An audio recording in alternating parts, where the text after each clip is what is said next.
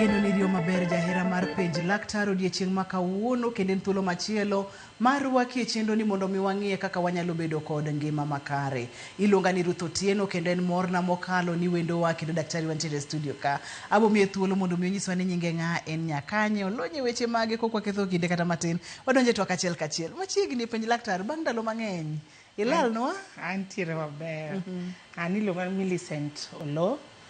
An nya Ugenya. Mawuok Siaya County, kamoro ni Ukwala. To alonye tijan nurse by profession, tatiyo Nairobi Hospital. Asetimo general nursing, but currently I'm specialized tuo ma adundo, which means all the cardiac issues ma ng'ato nyalo bedo go. Amor mar bedo kodi nas Millicent e studio odiechieng' ma kawuono wasebedo kodi kendo amor ni kata doko ni dich to ni yudo thuolo mondo mi bi wago mbaka e penj laktar. Kawuono daher mondo wago mbaka kotenore kod tuoche mag ler mag adundo. Ok ang'eyo kaka wadhi kete gi dhok mayot kata gin tuoche mag ler mathoro mako adundo. Ka wacho tuoche mag ler mathoro mako adundo nas Millicent wawacho ang'o kata adundo leche tudruok ni kanye mondo mi koka wadonje tuoche gi. Kwawuoyo wach adundo ka nitiere e wi adundo. Adundo en gimiluongo ni muscle, koro nitiere ring'o. E wi ring'o no nitiere leche maketo remo mondo ka remo no odonje e muscle e ring'o mar adundo mondo ka adundo nyalo goyo remo maber. Ogoyo remo kadhi e obwongo ni, ogoyo remo kadhi e kidneys magi, tiendi, iyi, and the whole body dendi kanyakla. Koro leche mwawuoyo kuome gi gin mane wi muscle no. Mane wi adundo. Mane wi adundo. Keche ok wawuoyo gi manie iye, wawuoyo gi mane gi malo gi oko ne. Amor mokalo ni wantiere kod picha mar adundo kachiel kod leche mantiere e wi adundo, mana kaka iwacho ni wago mbaka kotenore kod leche mantiere e wi adundo, mondo mwayud twagni e yo makare. Nas Millicent, mori nyalo wuotha kodwa ni en adundo kama kaka adundo thoro chalo.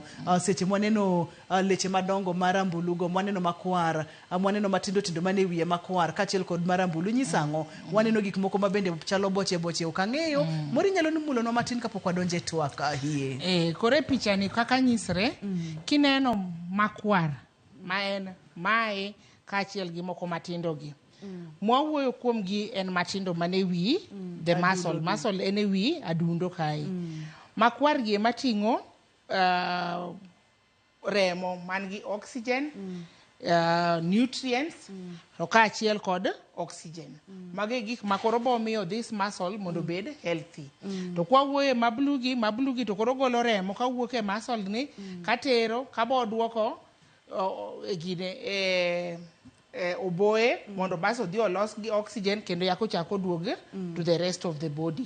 Koro mane gima wawuoyo. Boche mwawuoyo about gi magi gin natural mana kaka kiranga adundo kata obed ma dhiang' ama mar gimea chiayo moro ibo yudo kantiere boche gi. But koro wawuoyo mainly wawuoyo about makwar gi leche makelo remo ei muscle gi.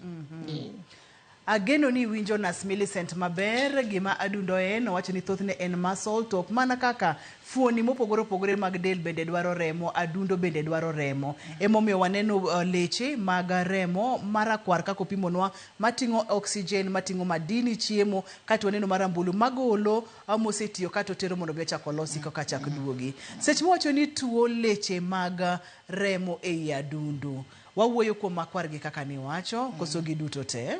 Wawuoyo e makwar. Ngeche tuoche mabo gine, mabo miyo adundo bed gi shida en sana mabo ting'o oxygen, madini mwawuoye kachiel gi oxygen.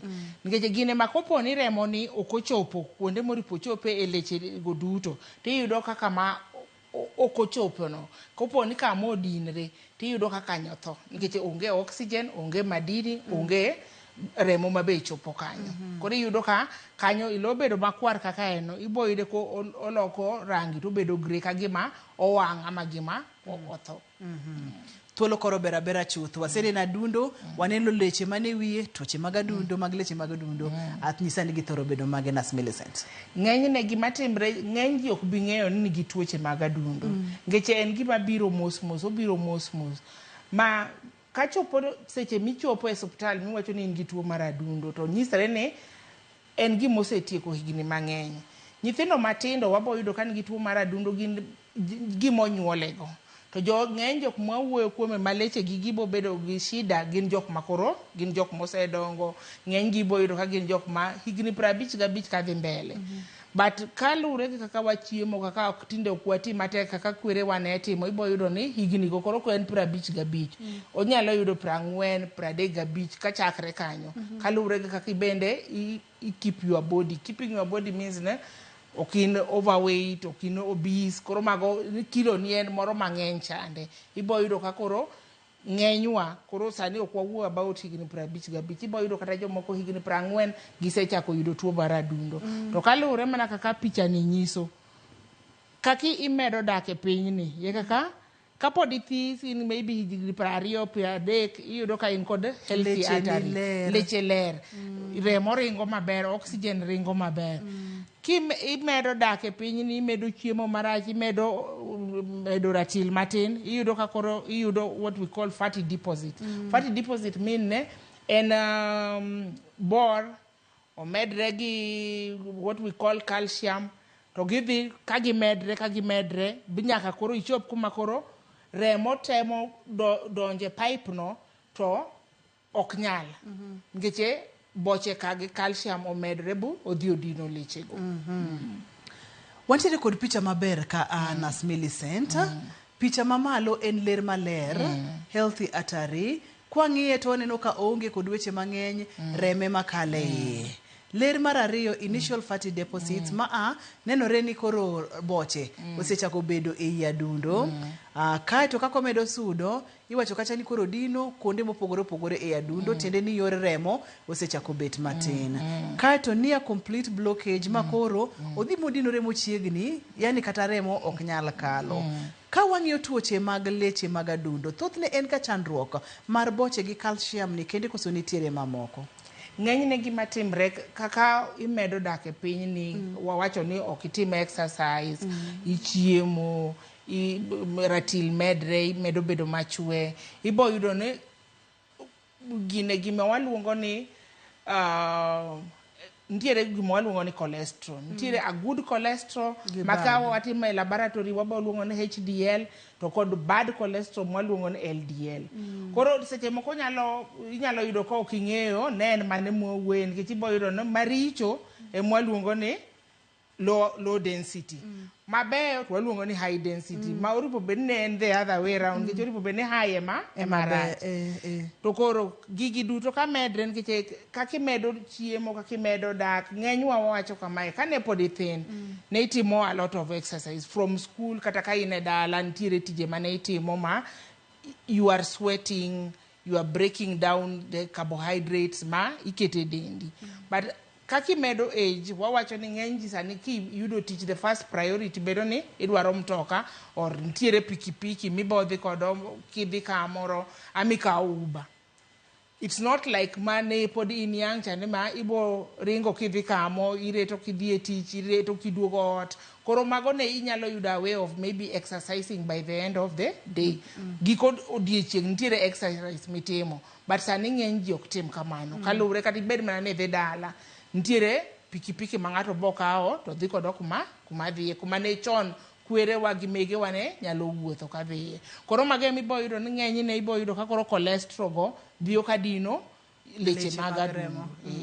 But kapod wang'iyo mae, koro ng'eny ne ibo yudo kodinre kamae, tibo yudo ni koro ibo yudo gimoro ma koro iluongo ni coronary artery disease. Mano kapod wanyalo konyi matin, then maybe koro gima kelo ng'eny ji e hospital koro en ma koro yudo gima oluongo gi kizungu na heart attack. But ntiere koro waluongo gi, koro waluongo ni coronary artery disease, waketo gi in 3 groups. The first group en ma koro ntiere calcium gine kadino, gine waluongo ni obstructive coronary artery disease. To ntiere moko mabende ibo yudo ni artery ni ler kaka macha, but otimo gimiluongo ni spasms, like obuok to odinore. But endo bodinore kapo ni timo exercise, kapo ni the weather is hot to itimo exercise piny liet, ama idhi conditions ma the weather is too cold, ibo yudo ne atarino koro gine leche go timo spasm gibuok ka gibuok kamane ibo winjo that chest pain but kupone wawach ni itimo exercise tiduogi bet tiyudo ka o relax to kendo remo ringo maber then gine no rumo koro mano waluongo ni non obstructive because onge gimodine en mana ni odhio into that spasm then ibo yudo moko ma just out of nowhere iyudo ka coronary artery koro ler no oyiech kende what we call a dissection koro inyalo yudo ka gin 3 diseases manyalo timre ne ng'ato but we all combine them to call them coronary artery disease makidieny mokwongo en leche ma opong' kod mo kachiel kod calcium kidieny mar ariyo en leche mantiere adundo ma buok onyalo buok kotenore kod gik mopogore opogore kuom ranyisi ka idhi kama piny liete imbi chapni mang'eny itimo exercise kata kama piny ng'ich ahinya ang' leche mag gine no buogi mag adundo no buogi ok ang'eyo chandruok ma nyalo kelo kata kama ni biro pimonwa kaachiel kod ma ler mar remo oyiech ok ang'eyo ni mane ma common e adegi duto te makomon yadeki duto en mokwongo ma wawacho ni ibo yudo kodinore ma calcium odhiyo kalure gine dak marach chiemo marach okitim exercise then ibo yudo ka koro gine lechego gibedo mathis koro remo sama temo kalo tiyudo ka nikech dong'eno biro gi force nikech dong'eno en kaka pump koro kobiro gi force ibo yudo ka kanyo tin to remo temo push then koro calcium mane diregi ginyalo yiech to gi push no gidhiyo to gidino koro kuma athin kamacha nikech dongineno ko warango malo kacha gidongo to ka gichopo gi piny kae to gitis koro koponi calcium ok gi malo kacha kochopo gi piny ka to dhi odino kanyo koro yakibo yudo ka ng'ato wacho ni owinjo that chest pain to bo ringo dhi e hospital to wayudo nen gi koro the real heart attack en tuoche mag leche mag adundo thothne ka ng'ato tin to chapni mang'eny Nas Millicent pimonwa kacha ni ngima lokore kendo samoro seche michamo chiemo mantiere kod boche mang'eny ok exercise kamoro amora midhi e tidha piko iwuok e ot tidonje mtoka idhi e tich ine mtoka kod weche makamago ipani mano ber Nas Millicent wacho ni mano en chandruok maduong' en thagruok maduong' manyalo kelo ni kata buok mar adundo heart attack ma bende nyalo kata negi ranyisi mage makiwinjo tinyalo chich ni nyaka bedie ni sechako bedo kod tuoche mag leche mag adundo mano gimoko mathoth bire kidieny mar ariyo omiyo kik idhi mabor nyakwara Mugia Jwang'.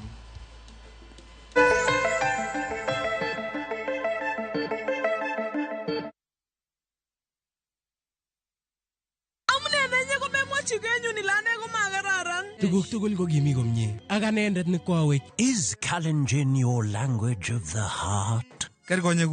Then we have a sweet surprise for you. Wow, Sobetab Thai, a story of two hearts bound by undeniable love. A story full of secrets and lies that unfold into unbearable pain. Mama chininye, mama charusini, ako mama chaka ingwangine. How far will you stretch for the one you secretly love?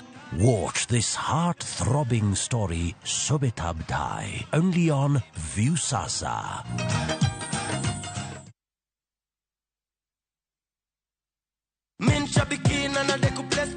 Huyu ni Dan kutoka Meru, ndio mshindi wetu wa 1.57 million Kenya shillings pale kwenye jackpot. Uliekelea games ngapi? 13. Na ukashinda zote? Kabisa. Wow, goodness. Nilikuwa na shilingi 49 kwa account. Nikaona nicheze hiyo midweek jackpot, nikapata 13 over 13. Naweza tu bashiri na ingiane. Una plan kufanyia nini Do Bazenga? Kuinua nayo biashara zangu. Kwa wale wasio ambao hawajaweza kucheza shabiki, unaweza taka kuambiaje mzee? Azindi kucheza shabiki ni ukweli, azindi kucheza hata wao watakula kama vile nimeipata yote. Ingia www.shabiki.com, click kwa jackpots, select Shabiki Midweek Jackpot. Chambo game zako 13 safi, alafu wekelea bet yako. Imagine ni rahisi tu hivyo. Cheza Shabiki Midweek Jackpot. Pia wewe tukuite milionea. Mina dai wote twenda hivi. Not for persons under the age of 18. Authorized and regulated by BCLBA 671.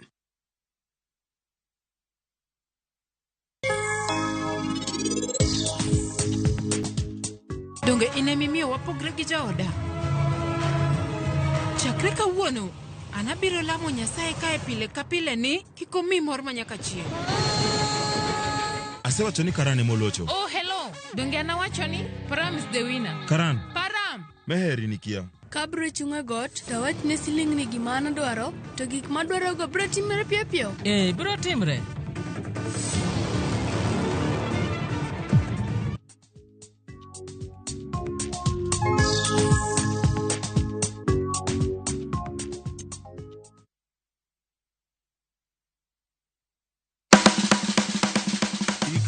Mar dhogi ne wuodh kid chiemo mopogore. Koro kwaketo pi dhi chwakore maber kendo dhi tedore maber. Mok ni wang'e mo. Chenro ka chenro dhialo mit chiemo.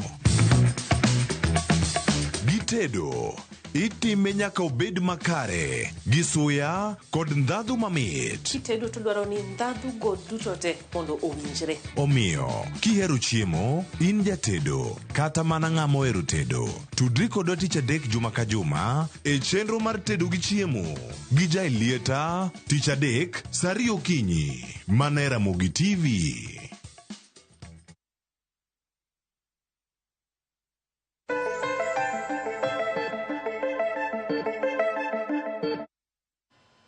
En gima biro mos makine ng'ato chope osiptal kata ng'ato chope od thieth en gima osedhi ahinya kendo nyalo kelo chandruok makapono ni mabor go osiptal to samoro kata ngima ng'ato wanyalo wito. To ranyisi mage makineno kata makiwinjo tinyalo chichni nyaka bedie ni asechako bedo kod tuoche mag leche mag remo mag adundo. Kanyi kama wantiere Nas Millicent mondo miwuothe kodwa isipimonwa maber leche mag adundo maler, leche makoro boche osechako bede kachiel kod calcium modhi samoro modinore makoro kata remo ok nyal kalo. Wang'e ni ranyisi ma ka ng'ato winjo to nyalo bedo kod chich kata buok ni nyaka bedi ni gimoro ok ber ahinya. Tuoche gi chakre ka wach ni iringo tiwinjo kama ok inyal igamo muya in a way ma ok ne en normal ni iringo. Iwinjo kama oxygen ok chop, iwinjo mana kama oripo bed ni medi muya. Mano en ranyisi achiel. Mar ariyo, kipo ni winjo lit ma en on the badi koracham. Odhi kowuok e kori, odhi e badi koracham, odhi e ng'uti koracham, odhi e joni koracham. Then ichako ng'eyo ni ntiere shida kamoro. Kopo ni wach ni itiyo tich matek, tichako winjo like heartburn, acidity. Then kopo ni iduogi bet tiwinjo ka odok piny. Mano nyiso ne gimoro rach, shida osechako neno. Ibo yudo jotuo moko wach ni ka in gi tuo mar sukari. Ng'enyne ok bi winjo lit e korgi, ok gibi winjo e badgi, but ng'eny gi bo winjo just that heartburn. Moko bo winjo kaseche moko winjo on the right side. But koduogo bet piny kopono omwonyo nitiere jotuo ma wa manage kapok ichopo kata heart attack wa manage kimi yedhe miluongo ni nitrates. Kopo ni omwonyo nitrate no ama nitiere mi ikawo kaka jitimo mag asthma kande. Kopo ni oketo to winjo ka odok piny gine litno odok piny. Then ichako ng'eyo ni shida osechako neno. Wach sechako yudo shida mar leche mag remo. Yena mondo mi apenjie ang'e ni oganda wa bende nyalo dwaro ng'eyo ni ne jogo matiere kod tuo mar sukari thothne ok giwinj rem nikech ang'o korka cham kata yo kadundo to winjo mana acidity kata heartburn mano winjo chango matimore kata tudruok mane mantiere kind tuo sukari kod acidity kod wito rem ma jogo monge kod tuo sukari nyalo winjo. Ng'eny ji ka isebedo gi tuo mar sukari to wawacho ni ntiere gimiluongo neuropathy. Koro kaka oripo bed ni rem dhi nyaka e obwongo ni pogre ka ng'at ma onge tuo mar sukari. To kata kirango ng'eny jotuo mar sukari kata ko ni en kata gi kidonda wach kata tiende. Ng'eny ne ok bi ng'eyo nyaka ko bed ni kidonda no koro osemedre. Ngiche en mana kaka tuo ntiere kaka sukari, ntiere kaka sort of block rem no. Koro kibi winje kaka ng'at ma onge tuo mar sukari. Emomiyo koro wacho ni kopo ni in gi tuo mar sukari ti winjo that heartburn, then ichako paro ni nyaka bed ni nitiere shida mar gine leche mariembo remo mag adundo. To rem mantiere korka cham, adundo nitiere korka cham. Rem mabiro nyaka kore bad ng'ato, matingre nyaka e jaws. Then mano koro kosetimre kamano to nyisre ni dinruok no omedre. Koro nyaka bed ni remo katemo kalo kumodinre no to oyudo like resistance. Koro mane bo yudo ka opush koro calcium mane obedo gine e vessels go like gibedo ga kama e wach ni lining to gibedo kaka kai. Koro ka remo temo push to en kaka do ng'en kitemo kalo kata e balloon or something do ng'en obo because of that pressure don't go bo burst. Koro mai lo burst yudo ka calcium no wuok kama no ma koreni to dhi to koro dino gine kuma thise gine leche go to dino kabisa then koro yudo ka ng'ato koro biro gi very severe pain koro manen heart attack. Na duoka chien kacha nikech jomoko thoro ga bedo kod acidity mang'eny, iwacho ng'ato nyalo kata ni kod acid reflux kod weche makamago. Kodhi kuom thuolo marom nade kokibiro gole ni ok en acid mapile kata ok en leny mapile to en tuo mar adundo, leche mag adundo. Wach ni leny sami yudo leny nyaka bede nitiere gima o trigger keche jiboche ni nachamo gima kamae emomiyo like ng'enji ang'ene associate gima kaka oganda, rabund nyaluo, nyoyo, but mae en gima bo biro tibo yudo ka leny no okorum makati madh chak okorum kati madh wach ni kibed gi antacid e ot okorum then ibong'eyo no mae ok en leny ma kawaida. Wantiere ga kod jogo mathoro bedo ga kod risk kata jogo mantiere kod thuolo mamalo mar bedo kod tuo leche mag remo ahinya e adundo. Jomagi mantiere kod risk mamalo Nurse Millicent. Waketo gi categories ariyo ama classes ariyo. Nitiere class ma waluongo ni modifiable. Modifiable means ni inyalo timo gimoro to prevent. Ama inyalo timo gimoro to prevent the mondo kik omedre ahinya. To nitiere non-modifiable ma onge giminyalo timo about it nikech is beyond you, yani onge giminyalo timo. Wach konyuoli ng'ama dichuo, you can't change that. Ok inyal change mano. Koro mostly chuo kichopo age ma 55 and above and you are an African, mano there is a high likelihood ne inyalo yudo tuo mar adundo. Kwa chako waduogo e joma miyo ma osechopo post menopause ma seche moko jomoko yude early jomoko yude gine but wawuoyo about 50 and above ibo yudo no nitiere a likelihood ni nyalo yudo tuo mar adundo kaluwore gi gima waluongo ni estrogen ma pod sama pod kichopo menopause in kode in your body yudo your monthly periods ibo yudo kamano is a protector mondo kiki yud tuo mar adundo but kisechopo 50 years or isechopo menopause then koro iyudo ka nitiere likelihood nikech ionge estrogen then ibo yudo wawacho ni the Caucasian en koro wawacho ni Wahindi, Wasomali, those ones koro there is a high likelihood because kaluwre gi gin kaka ginyuomore Gite ginyuomre e family nyithindo be kinyuolo dong ngien koro ntiere that high likelihood ngite ntiere kaka diabetic hypertension mago running families to ka giringe family to remember koro unyuomre jo family then there is a high likelihood ni nyithindo gi ka achiel gi un because you are also related you will get high chances ni uboyudo tuo mar adundo. Kwaduoge na modifiable mani gik manyalo timre but ntiere kaka inyalo control mondo kik iyud tuo mar adundo. Jok man gi tuo mar sukari ki control sukari ni maber likelihood no okibi yudo tuo mar adundo.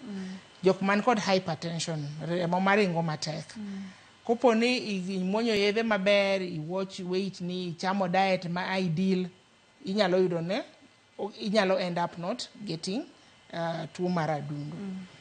Kwaduoge jokma wacho ni jokma kod ratil mamalo ok gitima exercise jokma luongo gi dho kizungu ni potato coach en ni ibet in mane TV or computer kata tije ni en mana kanyo ti ichamo pizza ti chamo the carbohydrate part obviously ibo add a lot of weight then waduogo warango jokma madho kong'o kongo in itself ok rach, wawacho in medicine for the lady and 2 for the man.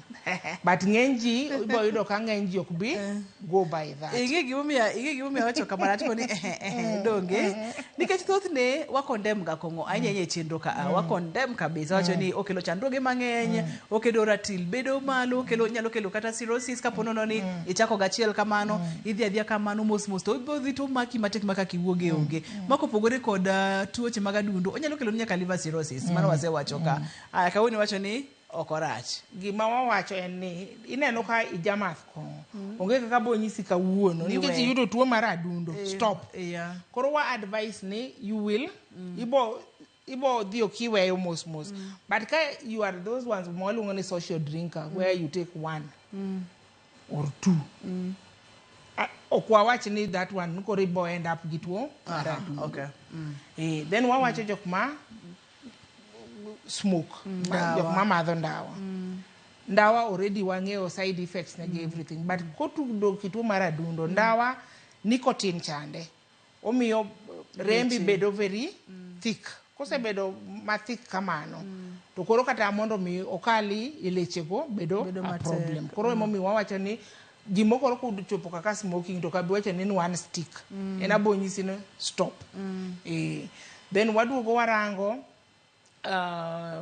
jokma what we call high cholesterol. Maka wapimo rembi to wayudo ka koro remo ma wawacho ni cholesterol marach chande ni malo. Mano koro en already a problem. But kwa mi yedhe meg cholesterol, then you control diet, ni hit the gym, then you reduce your weight, then there is a high likelihood ni okibi end up yudo tuo mar adundo. Then warango sani koro problem bete ni apart from smoking, ibo yudo ka jitimo what we call shisha, vaping and all that. So they are even worse because ki compare the smoke to kod mwa jitimo gi vaping. Vaping is more harmful to your leche mag adundo. Koro wacho ni at least kinyalo stop, the better for you. And remember, kuang'iyo population, by the time we're talking about 2030, 2040, kata the younger people will have gotten giboyudo problem. Tuochegi. Kwarango something like cocaine, heroin, drugs, watch in general, they are also contributing. One kaka subtando wasayudo jokma kata 30-year-old. Those are people we never onge kate buge mi boyudo ni 30-year-old yudo tuo mar adundo. But kiduogi no tiduogi yudo ni ngatni otiyogi drugs, umadho that shisha, koro and just a matter of wamigi a lot of health education.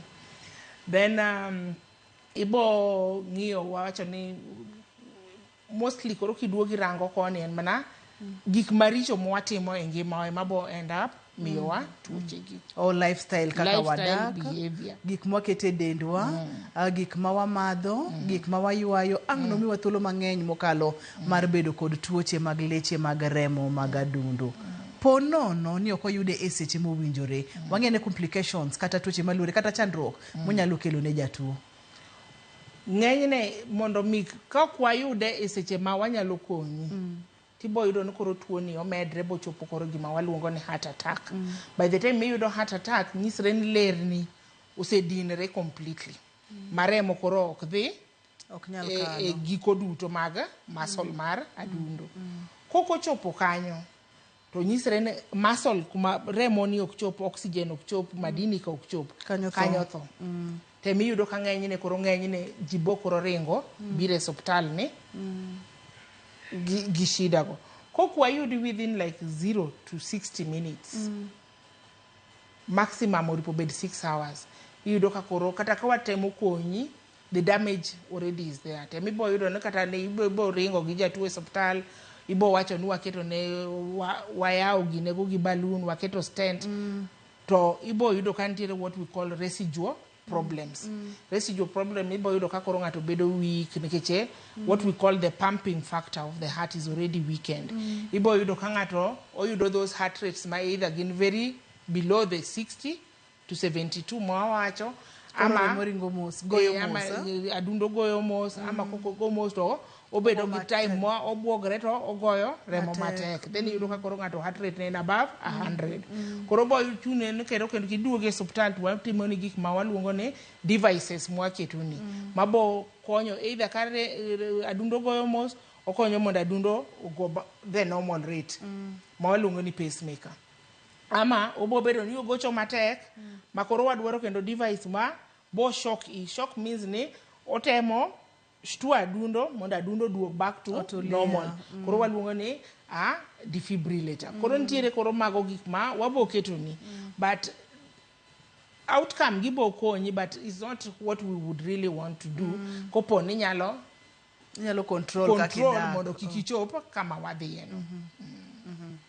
en twak matire kod puonj mang'eny mokalo Nurse Millicent pimonwa kacha ntiere gik mang'eny mopogore opogore ma inyalo ketni in kachiel kod an mane mayot mondo mi oketni gigi koso mondo mi ing'i kaka ichiemo ing'i kaka idaka ing'i kaka exercise ing'i kaka imadho kong'o kata kaka iywayo ndawa ing'i kaka iywayo shisha kod gik makamago koso mondo mi rit chop kama koro idwani mondo mi oketni gigi ok ang'eyo ni keto gi nang'o ok ang'eyo ni gin pesa adi to ok apar ka nengo gi yot ahinya nikech mondo mi tim bero kata surgery ma yaw adundo ng'ato ma ng'i ni e leche gi chal nade ok apar ka en tich mayot ahinya koso okoyot en beche tek nikech wawuoyo kopo ni wadwa keto ni wadwa yawo koro gima waluongo ni ballooning and stenting ma wadwa keto pipe iye kumodinre ni to waketo ballooning en wabo keto aketa kaka wadonjo ler makae to wadhi nyaka e adundo ama wadonjo ler ma nie groin kae to wadhi nyaka e adundo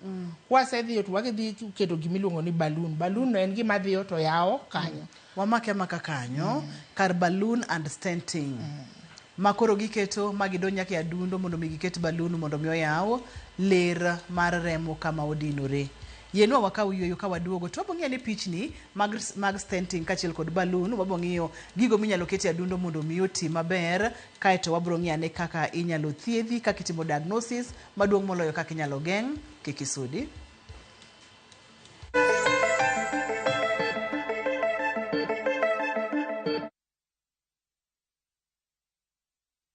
Jipange na View sasa imerudi kwa mbwembwe na vishindo.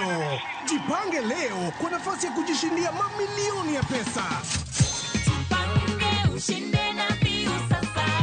Bonyeza *487*3# na uweke 50 bob tu au tuma kwa paybill number 724177 account number ikiwa ni nambari yako ya simu. Utapata content na point 50 za kuingia kwenye draw ya kujishindia 50,000 kila siku, milioni moja kila wiki na grand prize ya 3 million shillings. 3 million shillings. Jibambe na content nyingi zaidi, uongeze chances zako za kushinda. Jipange na View sasa. Weka 50 bob tu na huenda ukajishindia 50,000 kila siku, milioni moja kila wiki na grand prize ya milioni 3. Shinda mamilioni. Sheria na masharti kutumika. Imeidhinishwa na BCLB number 0000130.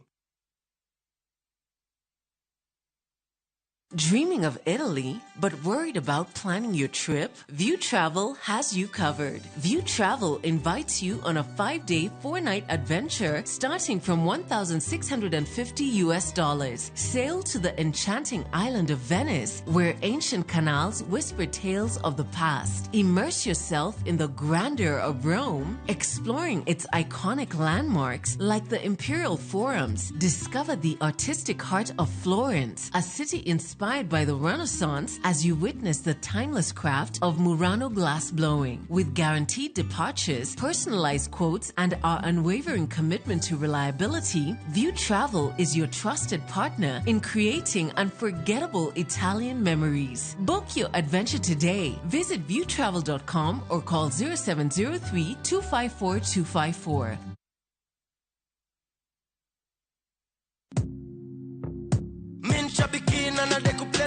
Tuambie kwa majina, unaitwa nani? Anchep 9.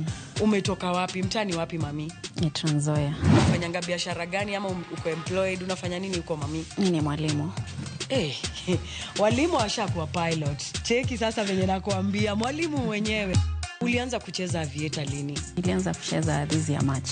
Ulijuaje kuhusu shabiki ya aviator? Nilisikilia tu colleagues wale ucheza pale job So pia mamode wengine ni mapilot huko. 1.2 million na una plans gani na hii mkwanjezi mami? Kitu niko naye kwa mind tu ni shamba alafu na nitulie. Congratulations to Ann Manze. Na nikiwaambia aviator ndio form. Kuwa captain. Mbona utaki kufinya mafuta? Aviator Shabiki.com inakupa the biggest multiplier in Kenya. Shinda up to 50,000 times your stake. Yani ukiweka stake ya 100 bob, ndege ipeperuke, unashinda 5 million within seconds. Changamkia Aviator on Shabiki.com. Not for persons under the age of 18. Authorized and regulated by BCLB license number 428.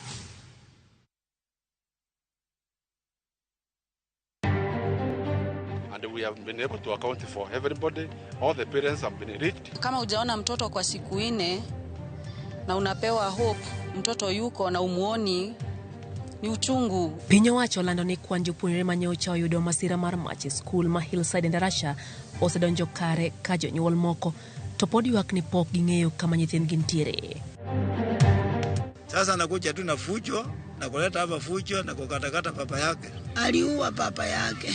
Obila manyora wera moro ma onego wuon mare wera ni anguro mare olal e gweng' Mashinyalu e county ma Kakamega. Tulikuwa napendekeza ya kwamba gavana wa Siaya Mheshimiwa James Orengo aweze kufikiriwa. Jokanyo mag ODM bade ma Nairobi olando ne gisiro lwedo James Orengo ne lemo maro gaye maduon burano poni Raila Amolo Odinga odhi AUC.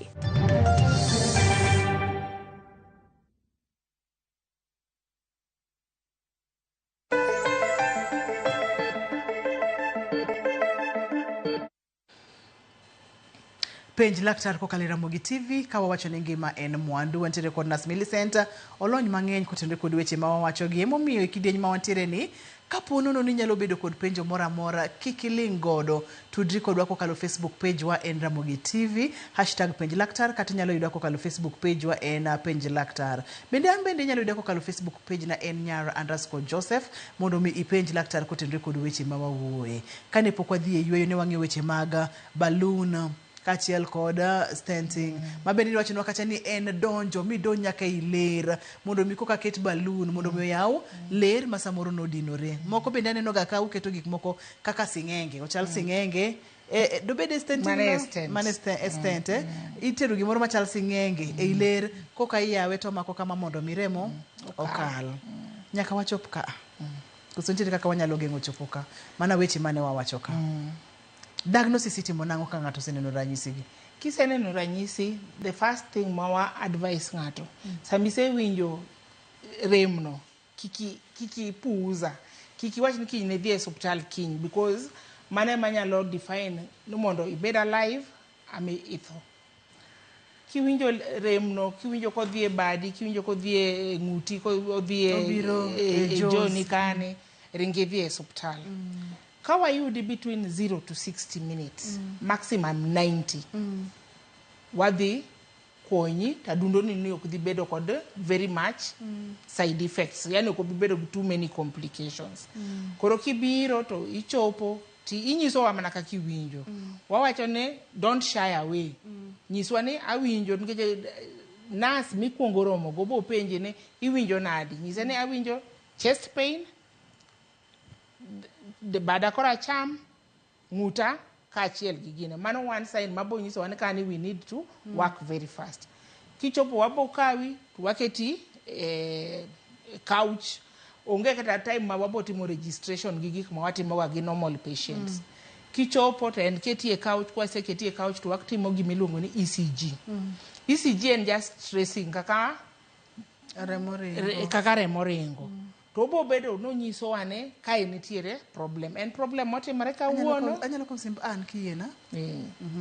An, hello, penj laktar. Hello. Machiegni An. Azwa penjo kamae.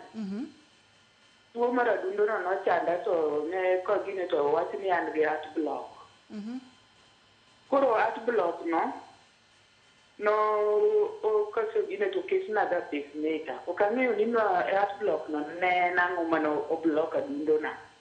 ma an ga gi pacemaker to an gi tuo mar diabetes to gi pressure. Lakini diabetes to biro koseket na pacemaker no.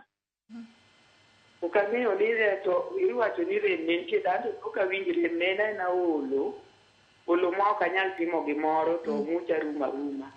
Koro kana adhi eko to wach ni en heart block ma an ga gi pacemaker. Ukang'eyo ni problem ne en ang'o. Lakini tadhiga e klinik atiyo gi yien ma daktari ondiko nyaka yien ma miyo rem ma miyo modo cholesterol dok chien amuonyoga. Kanye madwe nang'en to na en ang'o manomiyo gino bedo block, heart block.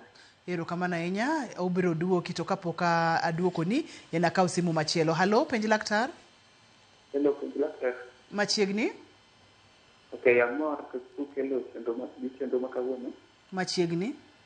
Ya, ne ni penjo ne daktar. Adano ler na pulmonary embolism. Ang'o makele? To inyalo fwenye sama piyo. To kofwenye to wanyalo geng'e nang'o mondo mi kik owatiri ng'at man kode. Awinjo ko ng'adore ageno ni winje maber. Kaito bende apani kapok watieko chenro ang' watemane matek wawinjane kaka ng'ato nyalo dak kod pacemaker kod weche ainago kaka inyalo ritori mondo mi kik ibed gi chandruok. Inyalo duokogi kata wadhi nyime? Koro mopenjo na wach pacemaker. Pacemaker wawacho ni ineno ei adundo kacha.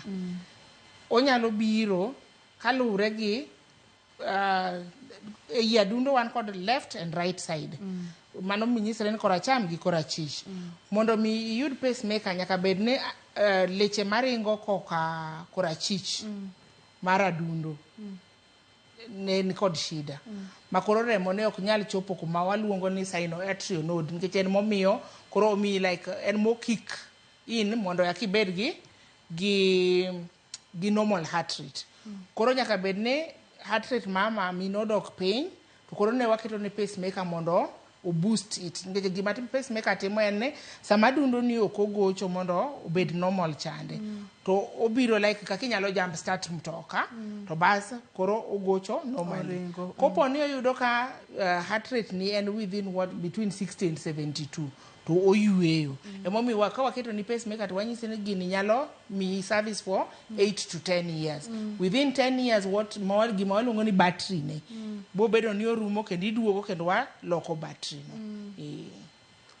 To seche ma pod wantiere kanyo, mori nyalo mulonwa kaka jogo mantiere kod pacemakers kaka onego bed ni gidak, kaka onego bed ni gichiemo, ginyalo timo exercises, ginyalo tiyo tije mapek, ere kaka onego bed ni gidak mondo mi gini oserve gi maber. Pacemaker onge gima bo limit in kikitim ama kikitim exercise kikiti tijeni. The first 3 weeks ema koket ni pacemaker to wabo keto ni limitation. Keche wabo nyisi ni gini pod ya kawakete okikidhika iting'o mzigo kigolo piny. Keche sama igolo piny injayo badi kae tibo yudo ka gima waluongo ni lead makoro dhiyo nyaka kama waluongo ni right ventricle nyalo wuok kanyo. Ko wuok kanyo then there will be no connection. En kaka sama iketo battery ei mtoka toki okiloro. Koro ibo yudo ka onjare matin. Koro mano bo miyo kik mondo ogo maber. Ibo yudo ni kendo wabo nyisi ni kikichaki wiga deko kikiting gimo kigolo malo. Keche pod dongi ng'en pod injayo badi kamae. Koro ibo yuaye to wuok kuma ne wakete chande. Mago wiga dek. Then wabo nyisi na wanyalo make kanyo matin akaw simbe Masi kapok olal na. Masi, halo, penj laktar? Halo, penj laktar? Machiegni Masi. Antiere gi shida hata 8 years. Intie gi shida? Atuginya tunda ya 8 years. To sebedo ko ibago nende bede ni rame. So down. Koro akan jemata akan do shida mana lese kunya do bede shida mana.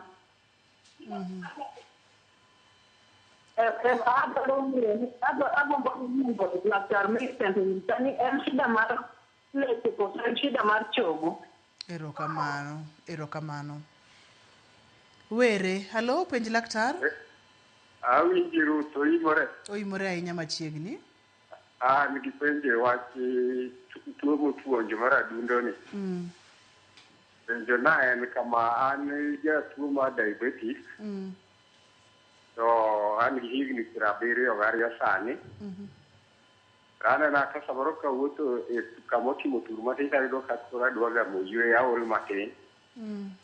Ai penjo ma adwa penjo, anena ka samoro ka adwa jieth, achulo jieth ka jiro mana buoyo. Mae nyiso nang'o? Daktari dang' no nyisa mano maber. Entiere ka obro duoki. Wadok chien korka pacemaker kaito watudgi nyaka Kawere ka. Koro pacemaker owacho ni okinja badi nikech wanyalo wige ndala wige adek mokwongo. Then kama wapo bedo ni wang'ado bwakete pacemaker be oki irudhgi wach ni changwe or gimirudho kod face towel gang'o. En idonjo mane shower tiluokri tirudha mos gi sabun nyaka usi mwaketo go wuogi. Kosetieko wige adek ichako exercises ni mos nyaka itim back to normal gima ne itimoga kapoka waketo ni pacemaker. Onge gima bo affect pacemaker ni mak mana ni kichako winjo shida mane iwinjo kapok waketo ni pacemaker like ioli jony makata okitimo gimo inyalo dwaro ni need the whole day ngechi iol mayot then mano koro inyalo wacho ni ibire hospital mondo wang'e to karang'o matimre gi pacemaker ni. Seche moko kuma ne watudo cha ok otudre maber, seche moko ne inja badi bo owuodhre kuma ne wakete chande. But kwa osetieko those 3 weeks idaka normal. To bas wabo bedo kwa monitor in kiche daktari bo nyisine be after 1 month, be after 3 months, be after 6 months, then by 6 months ka onge shida tibo biro every year. To wawacho ni within 8 to 10 years most likely bo yudo ka battery no dok chien makoro okoti tich mane waketo necha then koro wacha kwa keto battery manyien. Wadhi Kawere dakika temo seringo mang'eny ok ang'eyo kwa dhi anyalo tieko wechegi. Wadhi ne Kawere ja higni 72 en pimo ni chandruoge ol kod weche makamago. Were wacho no en gi diabetes. En gi higni 72. Were en ng'a dichuo. Koro mano nyisre ne adi ber ni mondo odhi one ng'ama waluongo ni cardiologist mondo timne gima waluongo ni ECG mondo kete gima waluongo ni treadmill mondo timne stress test then kama go oketonwa gima waluongo ni positive results then wabo recommend ni mondo bi watimne gima iluongo ni coronary angiogram wang'ene shida ni kanye. Nikech thuolo imamayo wang' watwak tok watieko. Mori nyalo mulonwa 2-3 kaka wanyalo rito lechewa mag adundo kata kaka wanyalo rito adindo kwa kete mane yo machuok mokalo gima wuok onego beni wil godo kapok watiko chero nitiere gimoro mane nyisa ni be ni ero to nyaka nine kaka dhano chal kotere kod tuoche mag adundo ni weyo. Koro wawacho ni mostly gima wabo timo en exercise wawacho ni kopo ni kati wacho mana ni wuotho pile time 30 minutes to bed dala deke week. To kitimo exercise okiki wuoth kama Ruth ko Millicent ma waonge haraka iwuotho ka ng'ama nigi interview gi time ma onyisi ne gini nyaka ichop kae kama kamai.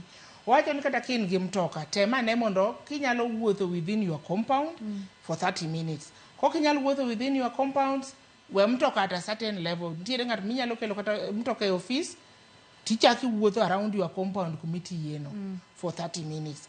Kokiwuotho gokinyi wuoth godhiambo 3 days a week, we recommend that. Then iduogi rango weight ni bo tumo gima waluongo ni BMI. BMI ng'enyne wadwaro ni bed 24 and below.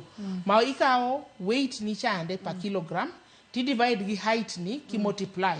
Why ni 160? Itimo ni 1.6 meters times 1.6 meters. Ka weight ni 60 bo ka 60 kilograms divide by 1.6.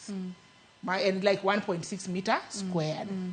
Then kopo ni yudo ne above 24 then ibo temo mondi reduce weight ni mondi duog somewhere near 24 gima wawacho ni kikibed gross obesity in above 30 kijiki in above 30 to signs and symptoms ma wawuoyo about ni iol okinyal breathe okinyal timo exercise ibo yudo ka in kodo. But wawacho ni kinyalo reduce weight ni to almost near normal tibo yudo ka you also reduce chances ni mar yudo tuo mar adundo. Then wabo wacho gimichamo for example an ahero ringo what we call red meat but kiduogi ng'iyo shida maji kale ko yudo tuo mar adundo you can either decide ni if you're off red meat, itimo the white meat. White meat what way about ringaguro, what way about rech, what way about gweno. To can gweno kikicham the skin, which is again jiboach, that is the sweetest. Kopo ni chamo tong, kikicham the yolk, the yellow part. Cham rachar. Ma yellow natero kanye Millicent. Wapa ni wakten chenro ni gikidi. Kapo ni ngatudwa tudore kodi nyalo yudi kanye. Okay, wan gi number ma hospital, minyalo go 0703 082 000. Inyalo nuoyo. 0703 082 000. Then kinyiso our operator no mondo mi cath lab. Aminyalo go pod 0703 082 56 0702 0703 082 140. Then inyalo pod gocho na 0728 594 113. Hapa ni miwa marino nunua marino nikesha kine wa yudo pareta wa manyo cath lab as nunua marikiye. Okay, mara en 0728 594 113. Erokamana enya. Okwatieko chenro ibo nyiso waku mawatere nyaitong maratong chani kecho ni kamano beto kikwa chama kaito ringo makwar bende ni wacho ni nyaka jiduok chien kata nyaka jiwe kapono ni madho kongo nyakiwe kongo nyakiduok chien ndawa nyakiwe shisha nyakiwe nyaki exercise nyaki chama lode kaachiel kod olembe dakika 30 mar wuoth kaber dideke juma okrach. Nenas Millicent erokamano mang'eny. Karibu. Ne njahera mar chenro ni ageno ni puonjori achiel ari adek. Ne jogo picha mawa erokamano mang'eny antiere kod gi studio ka ane Keva kaachiel kod Langi mochung' ne duol erokamano. Ne director na Lindsay erokamano, producer na Papecho Koth Nyameja asante sana. Ani luonga ni Ruth Otieno, oriti masani.